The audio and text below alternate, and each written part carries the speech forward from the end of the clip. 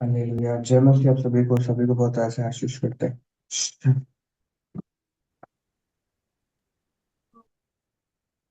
कल हमने अध्ययन किया था मत्ती रचित सुसमाचार का 4 अध्याय का 11वें वचन तक। 3 बातों को हमने देखा। कल सारी बातों को मैं नहीं बता पाया, पर 3 बातों को हमने देखा। और उन 3 बातों को हमने देखा कि हम किस तरीके से कमजोर होते हैं। तो हमारे मुख पर शैतान क्या करना चाहता है? बुरी बातों को बुलवाना चाहता है, हमारे मुख से नियंत्रण को हटाना चाहता है। जब हम उसमें मजबूत हो जाते हैं, फिर हमने दूसरा क्या देखा कि वो हमारे मन को भटकाना चाहता है, फिर वो भटका नहीं पाता। अब उसके पास कोई चाल नहीं बच जाती। हम इतने मजबूत विश्वासी बन जाते हैं, उसके पास कोई चाल नहीं बचती। फिर आखिरी में वो एक चाल चलता है। वो क्या है कि हमारी कमी घटियों को उसको भरपूरी में दिखाता है।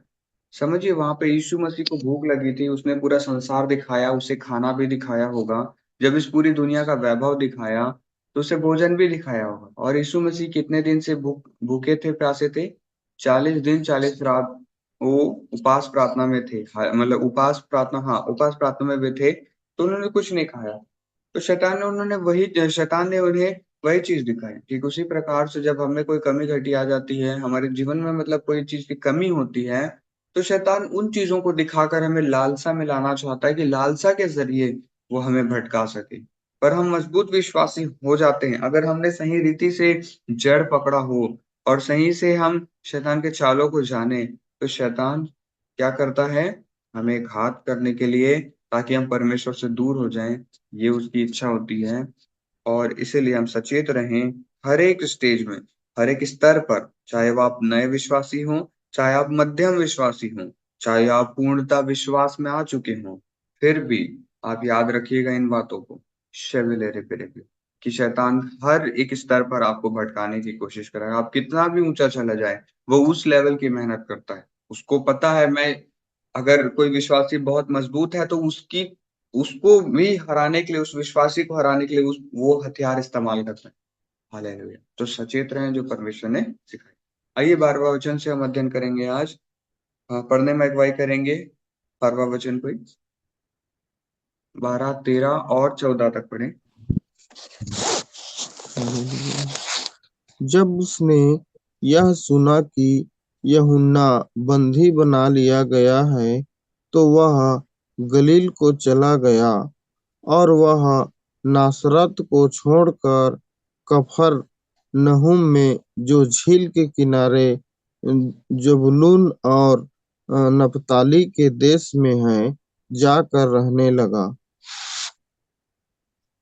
ताकि जो यशायाह भविष्यद्वक्ता के द्वारा कहा गया था वह पूरा हो। हालेलुया। जबूलून और नप्ताली के देश, झील के मार्ग से यरदन के पार, अन्य जातियों का गलील।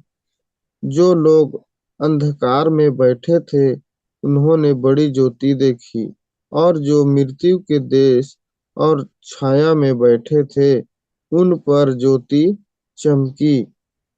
उस समय से यीशु ने प्रचार करना और यह कहना आरंभ किया, मन फिराओ, क्योंकि स्वर्ग का राज्य निकट आया है। हालेलुया। हालेलुया। परमेश्वर इन वचनों के जरिए हमें क्या अगुवाई करता है? आइए हम देखें, इन बातों को हम समझें।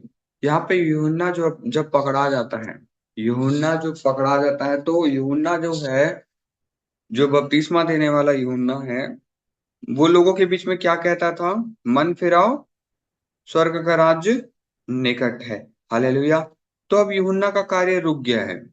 आप समझिए, यहाँ पर एक मार्ग तैयार करने वाला आ रहा है करके हम आगे के सुसमाचारों में, जो मत्ती रचित सुसमाचार पढ़ रहे हैं, इसके अलावा हमें हमारे पास और भी वो हैं, जैसे कि मरकुस है, लूका है, यूहन्ना है। तो इन सारे सुसमाचारों को जब हम पढ़ते हैं, सुसमाचार की पुस्तक को, शेबेलेरे बीशला अरबा शेरेबेरेबे, तब क्या होता है? तब वहां और भी बातों को हमें देखने को मिलता है। तो यहाँ पर लिखा हुआ है रबा शेरेबेरे बीशलबा, कि यूहन्ना ने यीशु मसीह के आने से पहले मार्ग तैयार किया, और यूहन्ना ने ही अगुवाई की सब बातों में।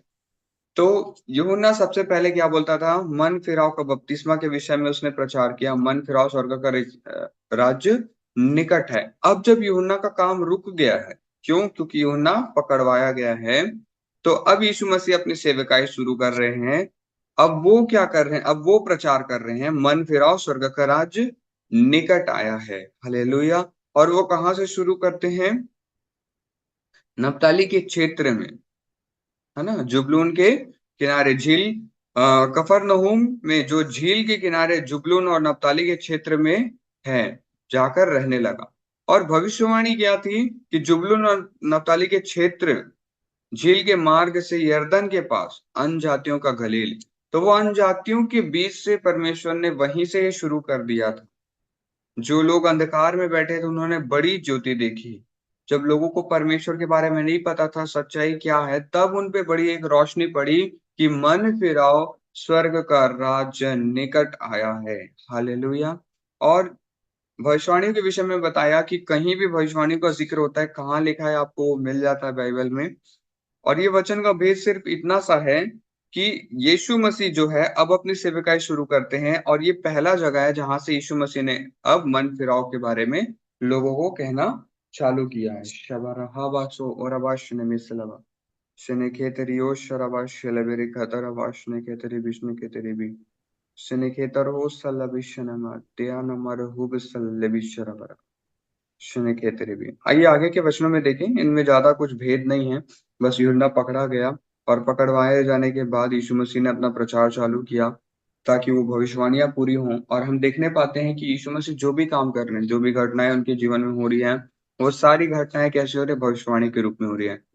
और ये बातें हमने कई बार देख चुके हैं कि भविष्यवाणियों में रखा गया ये होगा, भविष्यवाणियां की गई कि इस तरीके से होगा। तो ये सब चीजें क्या है? आपके जीवन के निमित्त भी भविष्यवाणियां हुई हैं क्या? भविष्यवाणियां नहीं हुई? अंत के दिनों में मैं आत्मा उंडेलूंगा, लोग अन्य अन्य भाषाएं बोलेंगे।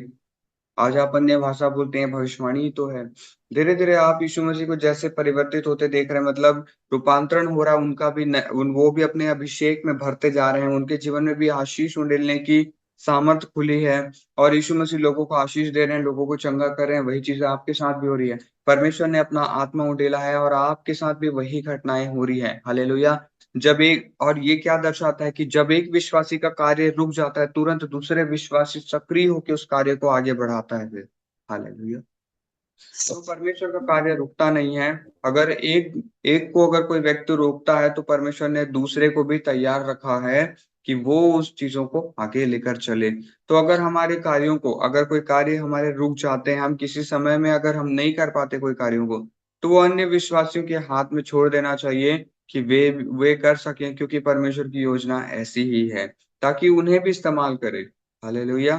कोई अगर हमारी जगह सेवकाई करता है, किसी दिन हम सेवकाई नहीं कर सकते लोगों के बीच में, तो आप जब दूसरों को ये चीजें करने देते हैं, तो ये वचन जो आज हम देखते हैं, ठीक उसी प्रकार से आप कार्य करते हैं। यीशु मसीह के समान आप कार्य कर रहे हैं। कैसे? कि जब आप उपस्थित नहीं है, तब कोई और भी आपकी जगह पे कार्य कर रहा है, क्योंकि परमेश्वर की योजना कहीं ना कहीं वहां पर उसके लिए भी थी और है। हालेलुया।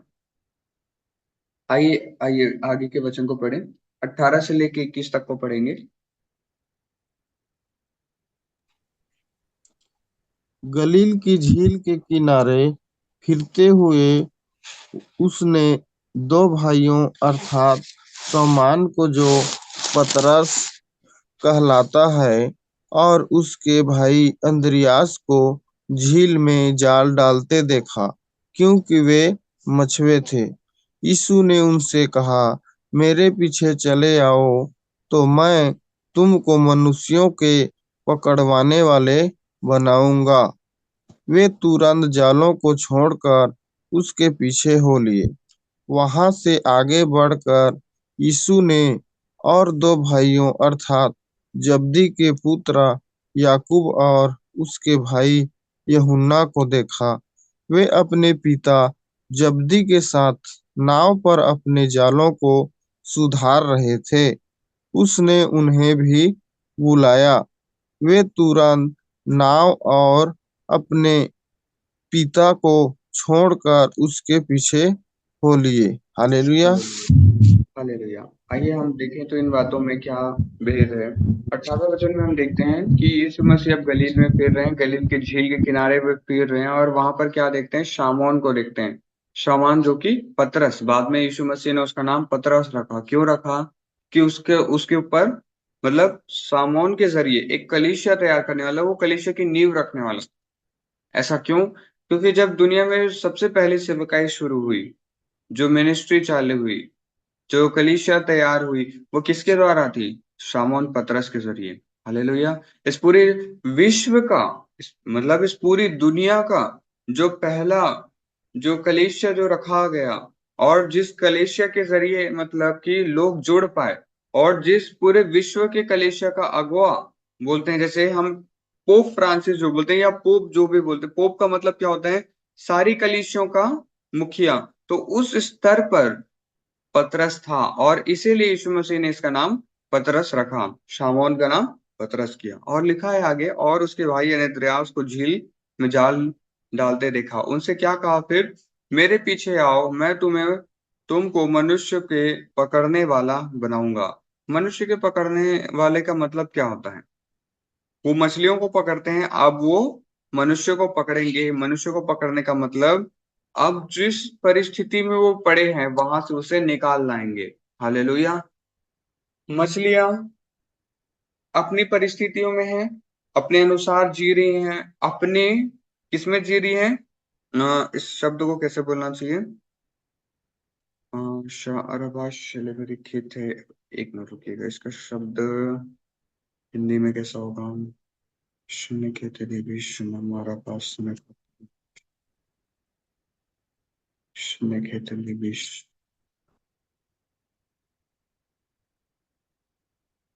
अपनी सुख सुविधाओं में जी रहे हैं, अपने आराम से वो जीवन को जी रहे हैं। अगर मछली को बाहर निकालोगे तो मछली तड़पने लगेगी। क्यों? क्योंकि उसके लिए बाहर आना उसके लिए अनुकूल माहौल नहीं है। परंतु मनुष्यों के विषय में क्यों मछलियों का उदाहरण देते हुए परमेश्वर ने यहाँ पे कहा कि मनुष्य को पकड़ने वाला बनवाऊंगा? क्योंकि मछलियां जो है वो उनके लिए तो ठीक है, परंतु मनुष्य जो अपनी परिस्थिति में जो पड़ा है, जिस परिस्थिति को वो क्या समझता है कि यही परिस्थिति मेरे लिए बनी हुई है, पर परमेश्वर ने हमें क्या बताया है? ये जो जीवन हम जीते हैं, ये हमारा जीवन है, हमें राजकीय जीवन जीना चाहिए। हमें हमारे जीवन में तो कोई कमी घटी नहीं होना चाहिए। फिर हम ऐसा जीवन क्यों जी रहे हैं? क्योंकि हमें आराम का जीवन मिल गया है। हमने अपनी इस जिंदगी को आराम समझ लिया है। हाँ, हमारी सारी सुविधाएं यही हैं, इस पानी के अंदर ही है सब कुछ, ऐसा हम सोचते हैं। अब परमेश्वर चाहता है कि उन उस पानी पर, उस परिस्थिति में हम जाल डालें, और उन लोगों को उनकी आराम वाली परिस्थिति से बाहर निकालें, ताकि वे दुनिया को देखें, उस पानी से वो बाहर आ सके, उस दुनिया से वो बाहर आ सके, और वो देखें कि सच्चाई क्या है। हालेलुया। मछली को तब तक पता नहीं चलेगा कि बाहर सांस ले सकते हैं कि नहीं, जब तक वो बाहर नहीं आएगा। ठीक उसी प्रकार से एक आदमी जब तक पाप में डूबा हुआ है और उसे बाहर ना खींचा जाए, तो उसे कभी एहसास नहीं होगा कि वो पाप कर। आज संसार में देखिए, आप कितने लोगों को सुसमाचार सुनाते हैं, वे मन क्यों नहीं फिराते? क्योंकि वो उसी मछली के समान है जो पानी के अंदर रहते हैं, उन्हें बाहर नहीं निकाला गया। उन्हें लगता है वे सांस नहीं ले पाएंगे, वो इसके बिना जी नहीं सकते। परंतु सच्चाई ऐसी नहीं है। परमेश्वर ने उनके लिए बहुत ही खूबसूरत दुनिया तैयार रखी है। जो इस जाल में आते हैं और सच में मन फिरा लेते हैं, और उस पानी से, उस दलदल से, जो पाप का पानी था, पाप का दलदल है, उससे बाहर आ जाते हैं। परमेश्वर उनके लिए एक नया, सब कुछ नया तैयार करके रखा हुआ है। हमने मन फिराया, हमने विश्वास किया, हमारे लिए जब परमेश्वर आएगा तो हम स्वर्ग को जाएंगे। कितनी अद्भुत बात है कि हमें परमेश्वर ने छुड़ाया। और हमें छुड़ाने के लिए किसे चुना? किसी न किसी विश्वासी को, किसी न किसी के द्वारा शब्द पहुंचाए गए। और वो शब्द क्या थे? परमेश्वर के द्वारा उसे कैसे चुना गया?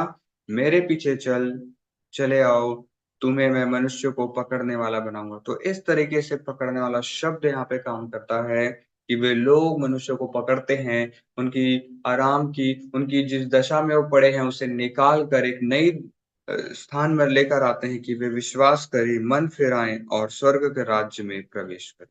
फिर आगे लिखा है, और वहां से आगे बढ़ा, और उन्हें दो भाई अर्थात जब्दी के पुत्र याकूब और उसका भाई यूहन्ना अपने पिता के साथ नाव के में देखे, और यीशु मसीह ने उन्हें भी बुलाया, वे साथ में उसके पीछे आ गए। आइए आगे के वचन देखें, 23 से लेकर 25 तक पढ़ेंगे। यीशु सारे गलील में फिरता हुआ उनके आराधनालयों में उपदेश करता और राज्य का शुभ समाचार प्रचार करता और लोगों की हर प्रकार की बीमारी और दुर्बलता को दूर करता रहा। और सारे सीरिया देश में उसका यश फैल गया और लोग सब बीमारों को, जो नाना प्रकार की बीमारियों और दुखों में जकड़े हुए थे और जिन दुष्ट आत्माएं थी और मिर्गी वालों और लकवे के रोगियों को उसके पास लाए और उसने उन्हें चंगा किया। गलील और दिकापुलिस, यरूशलेम, यहूदिया और यरदन नदी के पार से भीड़ की भीड़ उसके पीछे हो ली। हालेलुया। हालेलुया, प्रभु है। यहाँ पर हम देखने पाते हैं कि अब यीशु मसीह चेलों को तैयार कर रहा है, वो लोगों को बुला रहा है कि आओ मेरे संग और साथ चलो, कि तुम भी देखो कि सेवकाई कैसे होती है। सेवकाई में क्या क्या बातें होती है, यीशु मसीह ने उन चीजों को दिखाना चालू किया और सिखाना चालू किया। तो किसी के लिए ये सीख थी, तो किसी के लिए ये चंगाई थी। मतलब वहां पर जो लोग उपस्थित थे, जिन्हें यीशु मसीह चंगा कर रहे थे, उनके लिए चंगाई पहुंची थी। परंतु जिन्हें सुसमाचार चाहिए था, उन तक सुसमाचार पहुंचा। और कुछ ऐसे थे जिन्हें परमेश्वर ने चुना और क्या बनाया, मनुष्य को पकड़ने वाला, जो यीशु मसीह के चेले बने। और वो लोग कौन थे? फिर सीखने वाले, कि कैसे सेवकाई की जाती। 23वें वचन में हम देखते हैं, लिखा है, यीशु सारे गलील में फिरा और उसने आराधनालयों में उपदेश दिया। कलीसिया का उद्देश्य है उपदेश देना, उसके बाद राज्य का सुसमाचार प्रचार करना, फिर लोगों की हर एक बीमारी और दुर्बलता को दूर करना। तीन बातें परमेश्वर ने फिर यहाँ पर कही है, क्या करना है।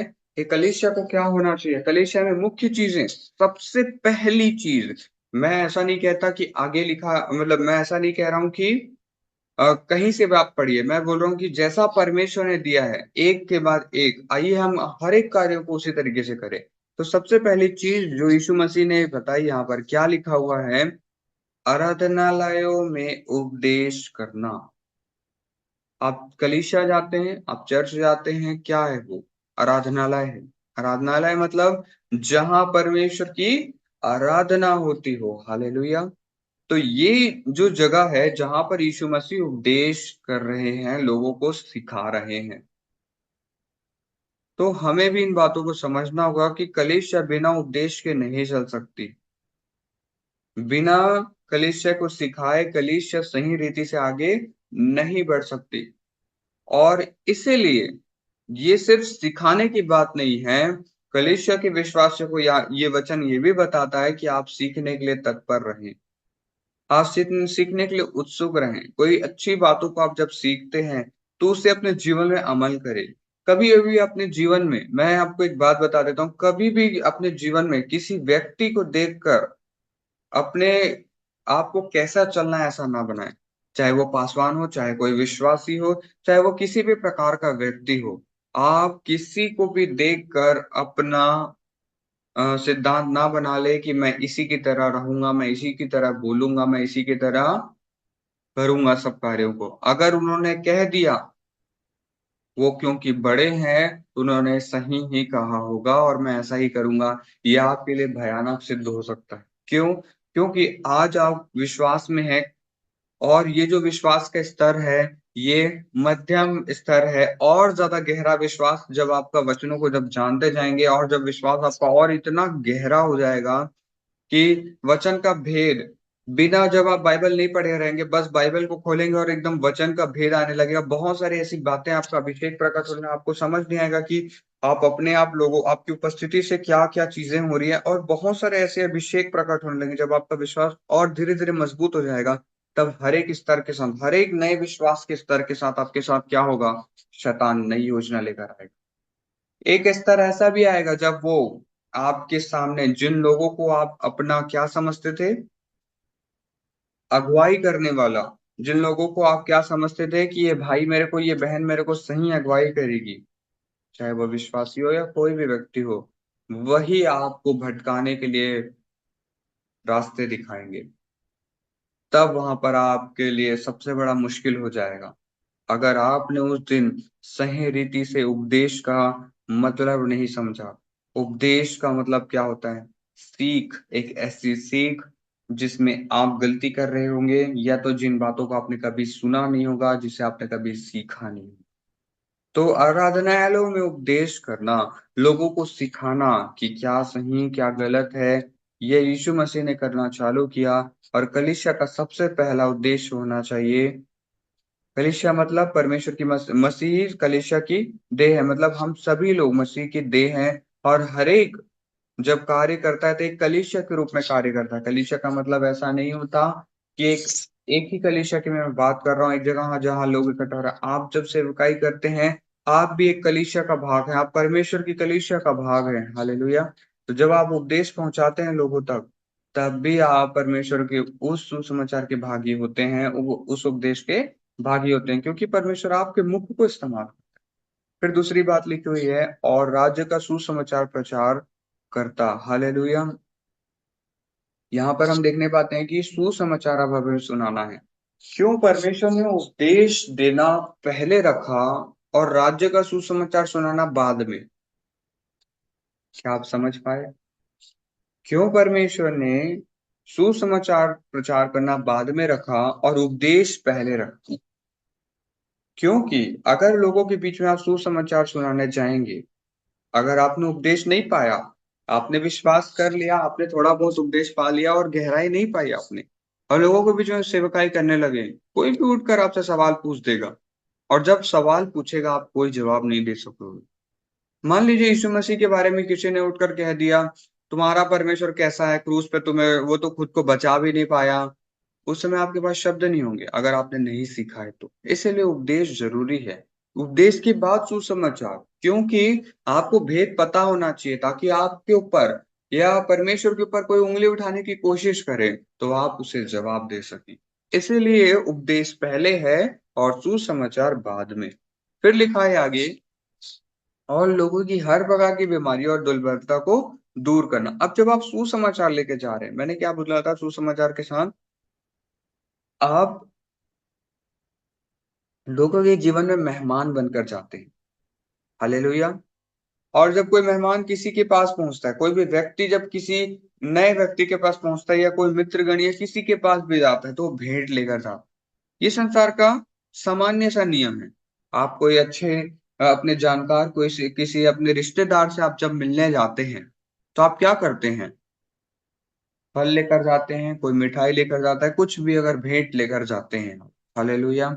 ठीक उसी प्रकार से जब एक नए व्यक्ति से आप मिलते हैं, तो वो नया नहीं है, क्योंकि परमेश्वर ने क्या कहा कि ये इस पूरी दुनिया को परमेश्वर ने रचा है, और हर एक परमेश्वर की रचना है। और परमेश्वर ने हमें, जैसे हमें रचा वैसा उसे भी रचा। हम में कोई अंतर नहीं है। तो हम कैसे भाई नहीं हुए, हम कैसे बहन, मतलब कोई बहन कैसी नहीं होगी, कोई भाई कैसा नहीं होगा, तो हमारा रिश्ता पहले से ही है। हालेलुया। हमारा रिश्ता पहले से ही है। तो हमें भेंट लेकर जाना है, और वो भेंट क्या है कि उस भाई उस बहन के जीवन में जिससे हम मिल रहे हैं, हम ज्ञान पाले, उस ज्ञान को लेकर उसे सुसमाचार सुनाएं, और उसी उपदेश की सामर्थ्य से उसे चंगा भी करें, उसकी बीमारियों को चंगा करें और उसकी दुर्बलताओं को दूर करें। आपके पास उपदेश नहीं होगा, आपने सीखा नहीं होगा लोगों को चंगा करने के लिए कैसी प्रार्थना करनी है, तो यहाँ पर भी आपको उपदेश की जरूरत पड़ेगी। इसलिए परमेश्वर ने सबसे पहले उपदेश रखा, और फिर अब लोगों से कहता है कि चंगाई करो उन लोगों को, उनकी दुर्बलताओं से बचाओ, उनको दुर्बलता उनकी दूर करो। फिर आगे का वचन देखते हैं, और सारे सीरिया में उसका यश फैल गया, सब लोग जानने लग गए कि ये बीमारों को चंगा करता है, और बहुत सारी बीमारियों को, दुष्ट आत्माओं को यीशु मसीह ने लिखा। अब देखिए यहाँ पर आप भेद समझिए। सारी चीजें होंगी, क्यों यीशु मसीह ने अलग से अब यहाँ पर दुष्ट आत्माओं को निकालना अलग से क्यों रखा? क्यों उसने सुसमाचार सुनाना है, उसके बाद प्रचार करना है, मतलब स्वर्ग का राज्य निकट है ये कहना है, फिर लोगों को बीमारी और दुर्बलताओं को दूर करना, यहाँ तक तो कह दिया। पर क्यों यहाँ पे दुष्ट आत्माओं का जिक्र नहीं किया, क्यों बाद में किया? क्योंकि परमेश्वर चाहता है आप इतने मजबूत हो जाएं, आप प्रार्थना योद्धा बने, फिर दुष्ट आत्माओं को निकालना शुरू करें। यहाँ पर यीशु मसीह बीमारों को पहले चंगा करते हैं और उस चंगाई के लिए वो प्रार्थना कर रहे हैं, और उसके बाद लिखा है और जिनमें दुष्ट आत्माएं थी और मिर्गी वाले और लकवे के रोगी को उनके पास लाया और उसने उन्हें चंगा किया। अब दुष्ट आत्माओं को भी निकालने का समय आ चुका है।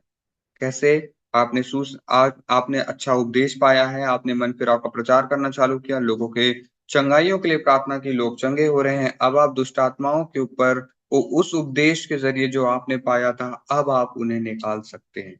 इसीलिए उपदेश सबसे ज्यादा जरूरी है, क्योंकि अगर दुष्ट आत्माओं से पाला पड़ जाए तो आप आगे चलकर बाइबल में हम देखेंगे कैसी कैसी घटनाएं होती है लोगों के साथ, कि जब वो सही रीति से नहीं जान रहे होते दुष्ट आत्माओं के विषय में, तो दुष्ट आत्माएं उनके क्या हाल करती है। हालेलुया। फिर लिखा है और गलील और दिकापुलिस, यरूशलेम, यहूदिया और यरदन के पार से भीड़ की भीड़ उसके पीछे हो ली। तो बड़ी भीड़ उसके पीछे हो लेती है। तो सबसे पहले आप जब कोई चीजों को नहीं जानेंगे तो कोई भीड़ आपके पीछे नहीं चलना चाहेगी। परमेश्वर ने हमेशा कहा है कि एक ज्ञानवान व्यक्ति जिसके पास ज्ञान हो, ज्ञान का भंडार हो, उसके पीछे पूरी दुनिया चलना चाहती है, क्योंकि इस दुनिया में अंधकार बहुत है। तो लोग ज्योति में चलना चाहते हैं और वो ज्योति बनकर आपको परमेश्वर पहुंचाता है।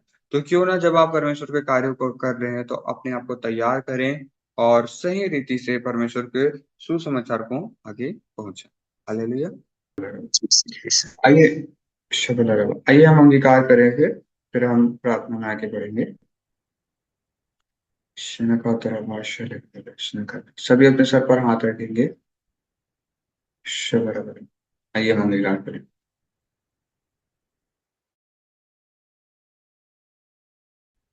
मैं परमेश्वर की संतान हूँ। मैं परमेश्वर की संतान हूँ। मुझे परमेश्वर ने चुना है। मुझे परमेश्वर ने चुना है। स्वर्ग के राज्य का भेद मुझे दिया गया है। स्वर्ग के राज्य का भेद मुझे दिया गया है। मैं चुना हुआ वंश हूँ। मैं चुना हुआ वंश हूँ। इस संसार का अधिकार मेरे पास है। इस संसार का सारा अधिकार मेरे पास है। मैं परमेश्वर का संतान हूँ। मैं परमेश्वर की संतान हूँ। परमेश्वर ने मुझे अभिषिक्त बनाया है। मैं अभिषेक से भरा हुआ हूँ। मेरे पास चंगाई का अभिषेक है। मेरे पास चंगाई का अभिषेक है। मेरे पास उन्नति का अभिषेक है। मेरे पास उन्नति का अभिषेक है। अनंत आशीषें मेरे पास हैं। अनंत आशीषें मेरे पास है। मेरे जीवन में कोई कमी घटी नहीं है। मेरे जीवन में कोई कमी घटी नहीं है। यीशु के नाम, यीशु के लहू के द्वारा इस अंगीकार को अपने जीवन में घोषणा करते हैं। कलीसिया कहे आमीन। आमीन। आमीन। आमीन। फिर प्रार्थना करें हम सभी। पिता परमेश्वर, प्रार्थना करते हैं सारी कलीसिया के लिए। पिता, आज आपका वचन जो सुनाया गया, हर एक के हृदय मांस मांस गुदे गुदे को छिदे और छिदा है पिता, हम प्रतीति करते हैं आज का वचन जो इनके मनों में बोया गया वो अद्भुत रीति से जड़ पकड़े, तेरे राज्य के निमित्त पिता अगुवाई करीने गहरे गहरे उपदेशों से हमें भर पिता, तेरे ज्ञान से भर पिता, ताकि संसार का भटकाने वाला जब हमारे पास आता है तब भी हम उसे जवाब दे सकें। तब जिस प्रकार से आपने शैतान को वचनों से उत्तर दिया, वैसा ही पिता हम भी वचनों का इस्तेमाल करके, वचन रूपी दो-धारी तलवार का इस्तेमाल करके अपना भी बचाव कर सकें। और जब हम लोगों के लिए, एक दूसरों के लिए प्रार्थना करते हैं, तब उसी वचन के द्वारा औरों को भी बचा सकें। ऐसी सामर्थ्य हमें मसा कर पिता परमेश्वर। प्रार्थना करते हैं पर हर एक परिवार में आशीष के लिए पिता। हे यहोवा, जिनके जीवन में कोई भी रुकावट, कोई समस्या हो, यीशु के नाम से उन्हें खंडित करते हैं। सभी के जीवन में पिता परमेश्वर उत्तम अभिषेक की आशीष को खोलते हैं, क्योंकि आपका वचन कहता है, जो कुछ तुम पृथ्वी में खोलोगे वो स्वर्ग में खुलेगा, जो कुछ तुम स्वर्ग में बंद करोगे वो पृथ्वी में बंद होगा। हाँ पिता, जब इस रीति से आपने कहा पिता, हाँ, हम उन द्वारों को बंद कर देते हैं जो आपकी ओर से नहीं, परंतु स्वर्ग के द्वारों को खोलकर पिता हर एक के जीवन में आशीष को डालते हैं पिता परमेश्वर। हे यहोवा परमेश्वर, हर एक पिता आपके अभिषेक को जाने, हर एक पिता आपके अनुग्रह को जाने, ताकि हमारे देश, राज्य में पिता, इस पूरे विश्व में बेदारी आए। हर एक जीव अंगीकार करे कि यीशु ही सच्चा खुदा है। हर एक घुटने यीशु के सामने टिके पिता। आपका राज्य आए और पिता हम उसमें प्रवेश करने वाले बने, हम प्रार्थना करते हैं। हर एक के जीवन में धन की भी आशीष को खोलते हैं। हर एक के खत्ते भरे पूरे रहे पिता परमेश्वर। किसी के जीवन में कोई कमी घटी ना हो, वरन मरने वाला पिता इन्हें खत्ता दे पिता परमेश्वर, कि ना सिर्फ ये अपने जीवन में जरूरतों को पूरा करें, वरन और भी लोग जो जरूरतमंद हैं, हम सभी उनके जीवनों में भी आशीष पहुंचाने वाले हों। चाहे वो धन के जरिए हो पिता, चाहे आपके वचन के जरिए हो, चाहे वो आपके अभिषेक के जरिए, आपके सुसमाचार के जरिए पिता परमेश्वर, आपकी चंगाई के जरिए हो पिता। हमें ऐसा अभिषेक बनाइए पिता। धन्यवाद, धन्यवाद, धन्यवाद का भेंट चढ़ाते हैं पिता हर एक बातों में पिता परमेश्वर। प्रार्थना करते हैं बेटे यशराज के लिए भी पिता परमेश्वर। वो पिता उसके जीवन में चंगाई की घोषणा करते हैं। पेट में जो गलती से वो चीज चली गई है पिता, वो यीशु के नाम से उसे खंडित करते हैं पिता। उसके दुष्प्रभाव को यीशु के नाम से खंडित करते हैं। आपका बेटा भला चंगा रहने वाला है, क्योंकि वो आपके लहू में ढापा गया है। वो उसने आपके लहू से चंगाई पाई, क्योंकि आपका वचन कहता है, अगर तुम हानिकारक वस्तु भी पी लो तो तुम्हें कोई हानि ना होगी। हाँ पिता, इस वचन से हम उस बेटे के जीवन में घोषणा करते हैं, ताकि वो भला चंगा रहे पिता, और किसी भी प्रकार की और कमी घटी उसके जीवन में प्रकट ना हो पिता, और कोई भी दुष्प्रभाव ना दिखे। हाँ पिता, धन्यवाद पिता सारी आशीषों के लिए जो आपने हमें दी पिता। धन्यवाद पिता, स्वर्ग के राज्य में हमें चुनकर बुलाया पिता परमेश्वर। धन्यवाद पिता, हमें उमड़ने वाला बर्तन बनाया पिता। प्रतीति करते हैं प्रार्थनाओं का उत्तर हमें मिला है। प्रतीति करते हैं आज का वचन हमारे मनों में गहराई से जड़ पकड़ा है।